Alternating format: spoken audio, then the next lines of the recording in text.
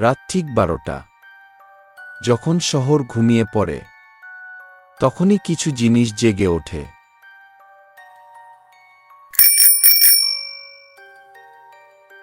প্রতিদিন এই সময়েই আসে একটা আইসক্রিম ভ্যান।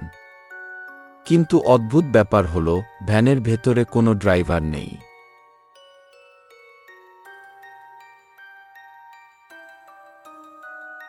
এত রাতে আইসক্রিম, কিন্তু কেউ চালাচ্ছে না কেন? রাহুল, এত রাতে জানালায় দাঁড়িয়ে কি করছিস? ঘুমো। আচ্ছা মা, কিন্তু কাল আবার দেখব।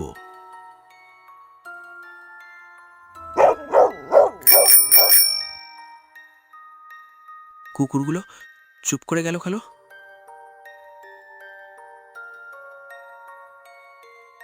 আইসক্রিমের গাড়িটা আবার এসেছে।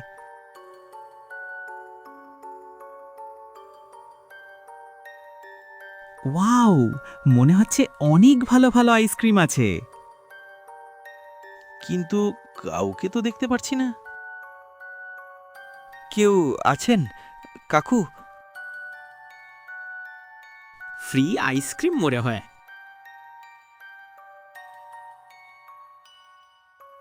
উফ, কি সুন্দর স্বাদ!